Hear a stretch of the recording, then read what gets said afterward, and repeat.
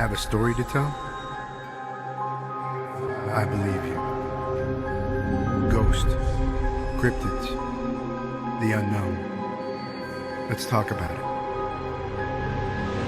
This is my GhostCast.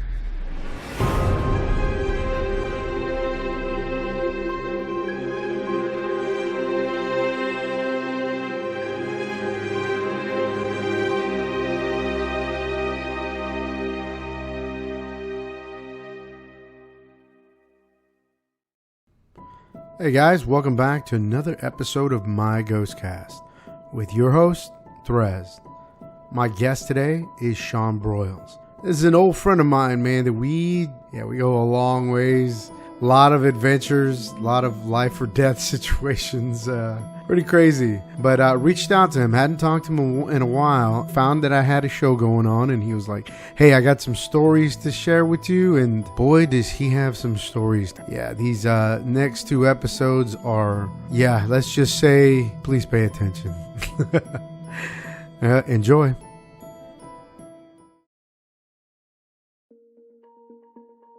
Well, one last funny thing that I remember. It's funny and it was awesome, man. We had maybe you want to tell it, the night that you discovered the ninja when guys almost tried to kill us. I can get it started, but you are is that, man, it's funny because it's so tragic and it could have been crazy. But it was, so I'll tell you the real quick version. Pretty much, there was a spot we'd go to after the clubs called, can I say the name and everything? Yeah, of course, yeah. Chachos. Chachos. Everyone in San Antonio knows about how Chachos used to be. I can't imagine it's anywhere near it used to be. No way. Man, you guys retired, that's why. Yeah, exactly. But Chachos, after hours, and some kind of way an altercation broke out. And we thought we were going to have to handle business. So we was out there, me, Tres, I think Van Dam, a couple other people.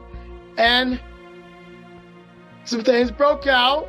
And long story short, they tried to hit us. And they hit us. He pushed me out of the way. He pushed the other boy out of the way. And Baca hit him with the car.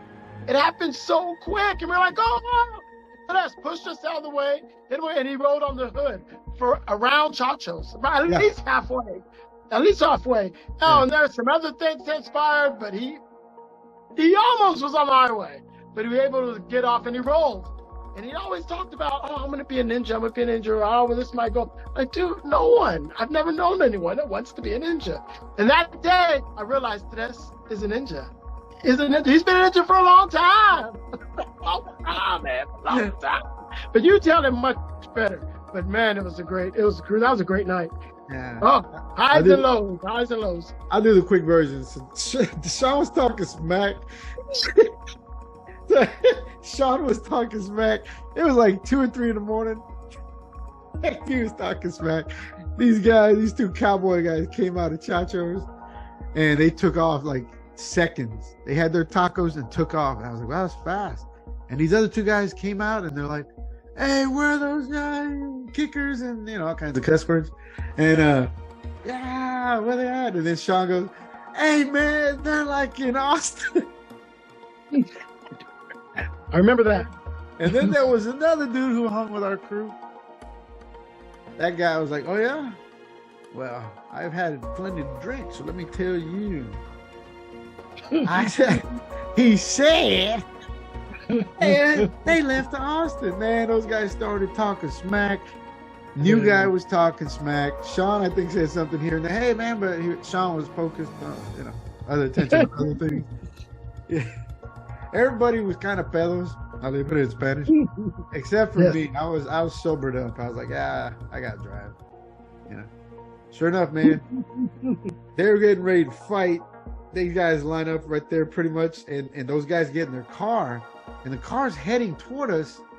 And in my mind, I'm like, is he going to turn and then spin and then get out and then get the ass whooped?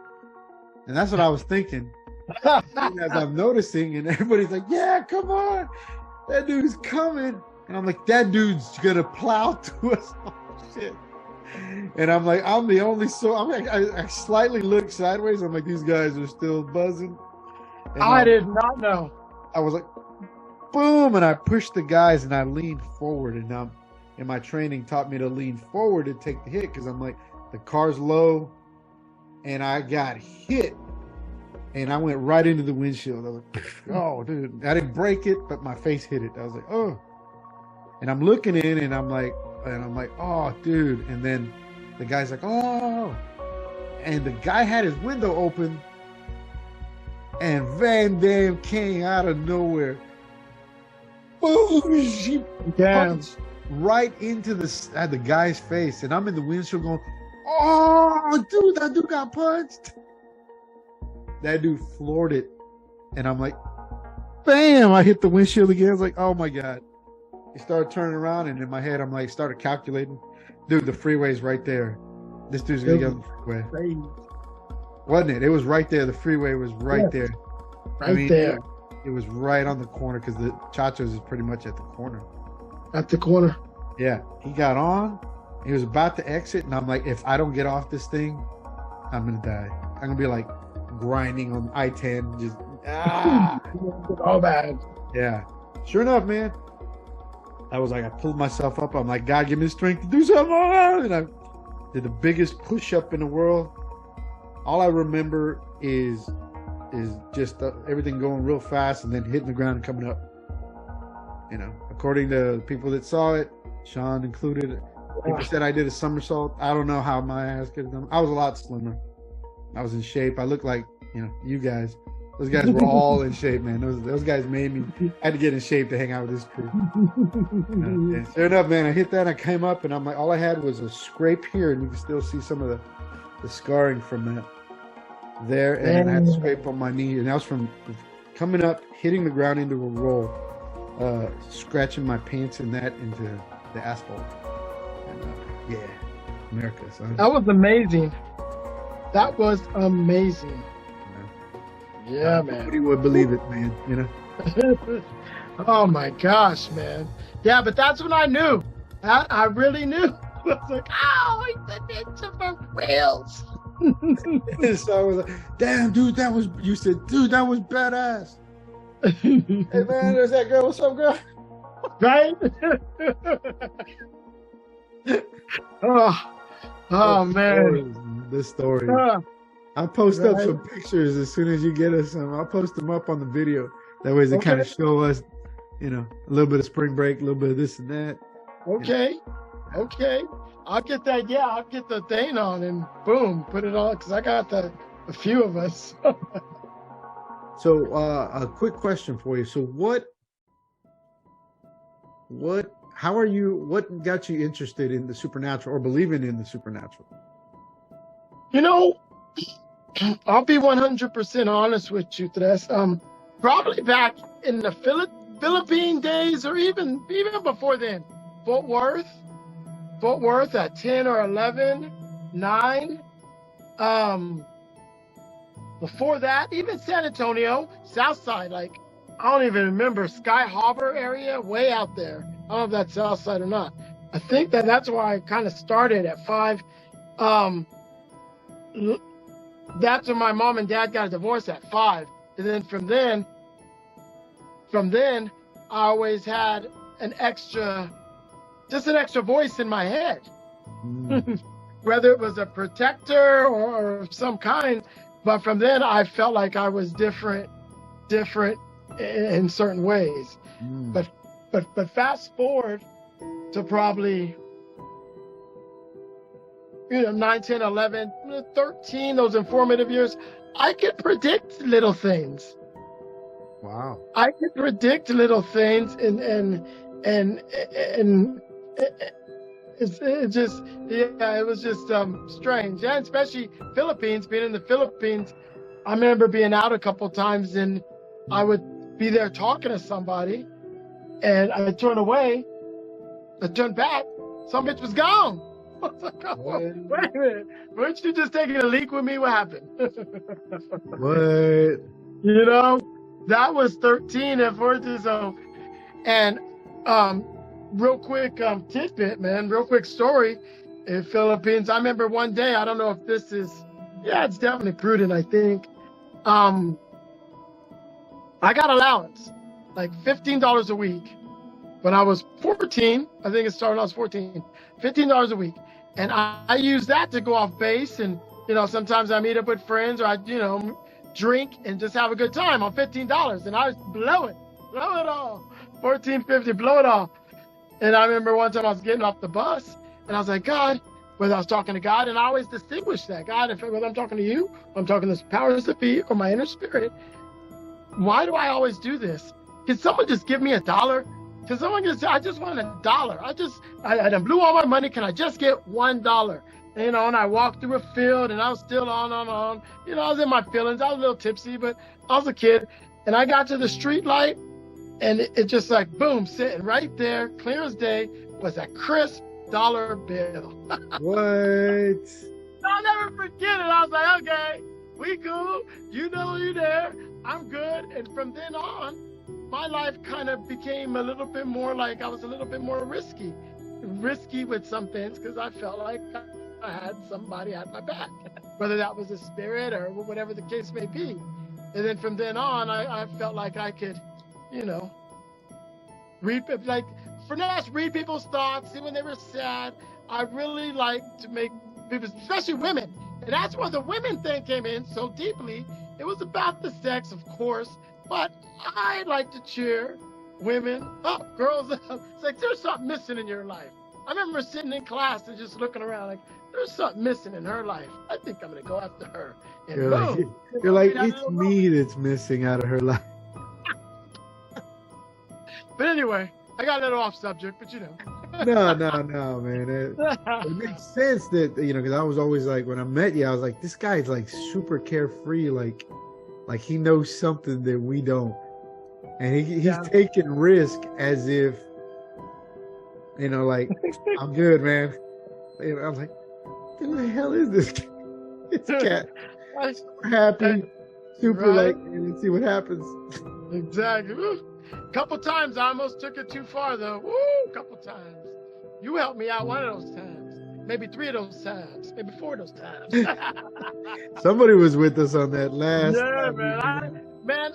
I remember one time, I don't think you were in the car. I don't know what I was doing, but you remember that turnaround to get to Chachos? Because to get to Chachos to just make the turnaround to go back. But it was real steep right there coming off I-10. It was fairly new the way they did it. Man, I took that going 60 one time in the little green car, man. And it took everything. I don't know why that car didn't flip over. I don't know why. I thought I was Sam Kinison. I was like, Johnny, look, let's do Sam Kinison. Dude, the Green Goblin, man. Why. I almost forgot about you, Green Goblin, man. I'm like, get him. I mean, that's why I remember now. It's like the Green Goblin was the most reliable vehicle in our arsenal. Yeah. My S10 wasn't gonna make it out there to Padre. No. Oh man, we took it too. We did.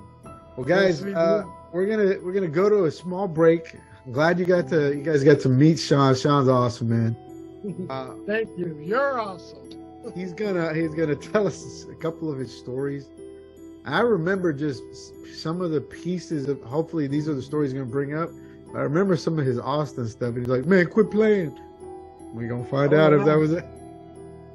Yeah, there's more to that story, and I don't know if you've heard it, but there's more to that story. Oh, dude, I can't wait. All right, guys, we'll be right back. GhostCast.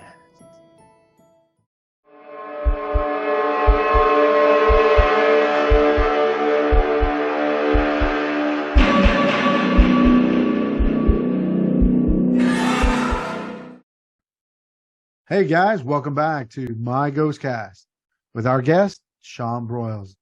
My buddy Shawn's got a few stories to share. Shawn, it's yours. All right. How y'all doing? Sorry, I'm sweating out here. I'm in my newfound man cave and I'm getting it ready. It'll be really ready with the AC unit real soon. But anywho, this is my Austin. When I first moved to Austin, weird stuff was happening in my townhome. It was a nice townhome. Right when you got into Austin off William Cannon, it was right there to the right. There was a fast food chain right there, or a restaurant right there. Then you turn the corner, boom, it was there. But this townhome I shared with a friend of mine named Chuck, Chuck Papa Giorgio. He was a wild character. So, right when I kind of moved in, we got everything set up, stereo. I had all my stuff immaculate, with the CDs as it was. My stereo started just turning on by itself. Usually in the morning, it just turned on. And for the life of me, I've been thinking about this. I can't remember. I knew it was the morning, but I can't remember a specific time. But it would just turn on. I can't remember a specific song, but I know it turned on. I'd ask my roommate, "Hey man, did you set my stereo to something?" He's like, "No man, I didn't mess your stereo." So the stereo was one. Water. Just sometimes I just walk downstairs and the sink, the water was on. Just on. Just on. I don't know why it was on. Don't know why it'd just be running. I asked my friend, or my roommate Chuck, "Hey man, you leave the water on?" Nope, no water. I didn't leave it on. I was like, "Hey man, we got a situation here." And we'll get to his solution.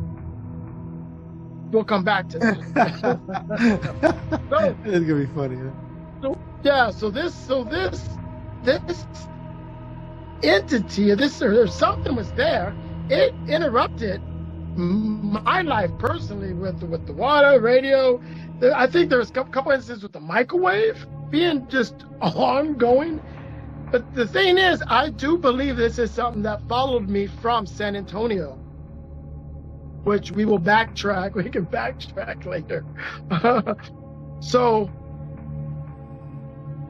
this is happening. My mom has leave in San Antonio, or some business in San Antonio via Air Force. And I say, "All right, Mom, come up to Austin when you're done," and her and my stepdad, they fly in, land in San Antonio. She handles her business and they're on their way up. That's the plan. So on this particular day, they're on their way up. And my mom is calling me panic, saying, "Oh my God, David's calling me. Something happened to David. He doesn't want to tell me on the phone." I'm like, "What?" And at the same time, back in San Antonio, I'm dealing with my buddy's mom passes away, and I don't want to talk about this like this, but it involves, there's a correlation here.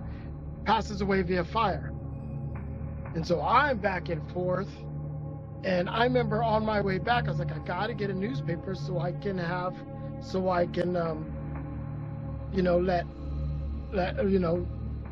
still, I want to know what happened. I want to know the picture, right? Reference.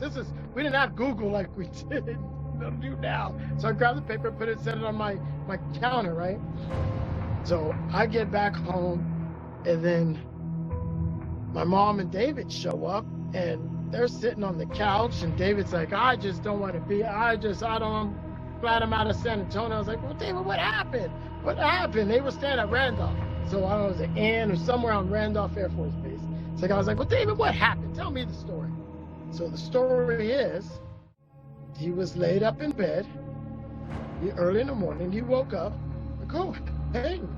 Okay, at the foot of the bed, he saw what he thought was the cleaning lady. He was like, "Oh no, I'm good. I don't my room's clean. I'm cool. I don't need my room clean right now. It's okay." And she said hi. I was like, "Oh wow, okay, yeah."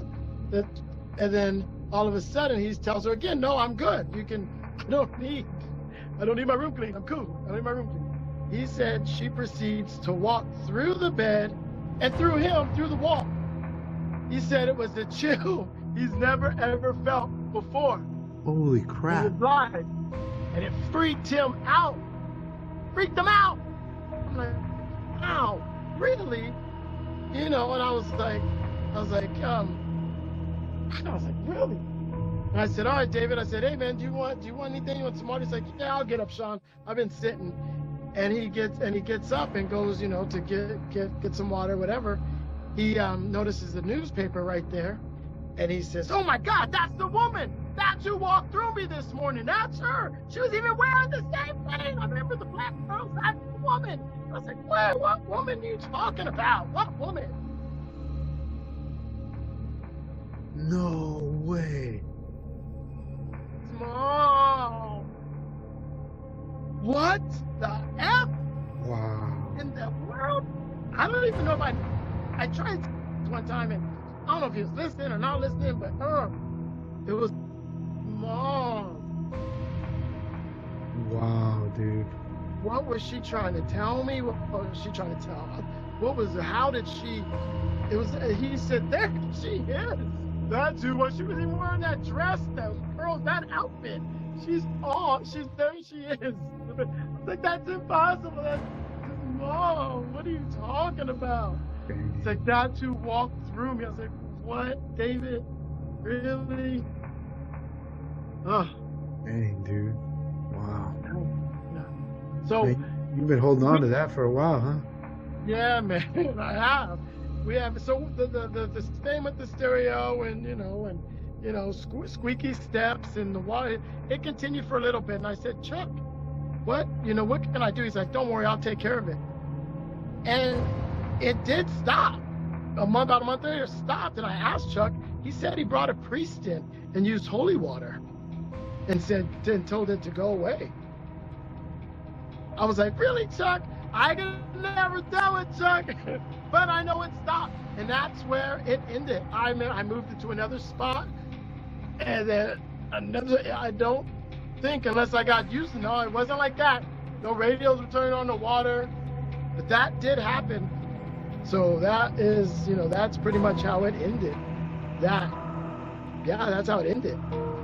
Wow, dude, oh man. Yeah. Wow, dude, holy crap. Yeah, so. I did not know that, man. You've been holding on to that for some time now. Yeah, man. That's a true story. I called my mom today to confirm. I was like, no, wait. This is the way I remember it. And yeah, I got there. She was like, it was at Randolph Air Force Base. Thought it was the cleaning lady. I was like, really? I was about to ask you, I was like, was it Hispanic? And I was like, oh.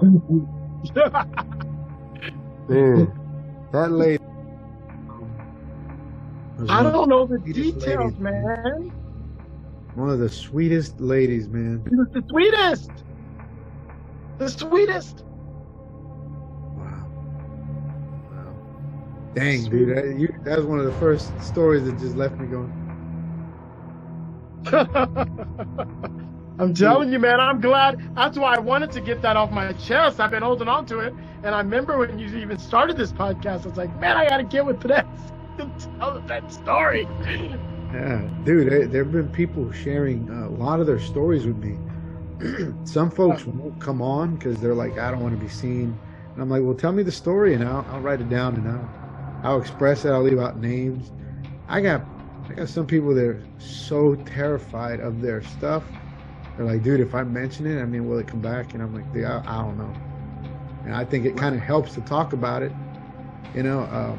That's kind of what the idea of the platform is for, people to share stories, kind of like what you just did, Hey, I sure hope so, because I'm so scared that they gonna come look for me. We found him. Aha, he's in press now. I got it there. GPS, we're finding out through the internet. Found him. GTP, man. He gave me energy. No, dude. Thanks for sharing. Yeah, man. Story, dude. You're welcome, man. That was yeah, man. That was yeah. I feel bad. I feel bad because I feel like she was trying to tell me something, and yeah. I failed. I failed. It's like, okay, what are the coincidences? What are the odds? I failed. It's like, so I was like, you know what? I was like, you gonna have to write on a piece of paper or what? Or I can't. I'm not Sherlock Holmes. I can't be all up. Yeah. I was. And I told her, I was like, if that's the case, I just, it's hard for me to even talk No, I wouldn't just, just down and talk to him because I don't ever talk to anyone about their mom, dying, at all, Yeah. especially in a fire. Jiminy crickets. Yeah. Yeesh. Dude, I had, so my uncle, now again, I thank you for putting that out. My uncle came on here and he revealed a lot of stuff that my family didn't know. And he, I had the honor and privilege of him coming on my show and expressing on an accident where he was about to die, what he experienced and what he was thinking and why he went on such a march for death after an accident that he had. He was like, he became a whole different person, a real angry person up until years later that he kind of was able to get past some of it. That's good, man. Thanks, Theo, for sharing that, and thanks, Shawn, for sharing that, man. You're welcome. You are welcome. All right, guys, that's Shawn's story on this one. He's got a couple of others for us. We'll go to a quick break. Thanks for watching. We'll be right back.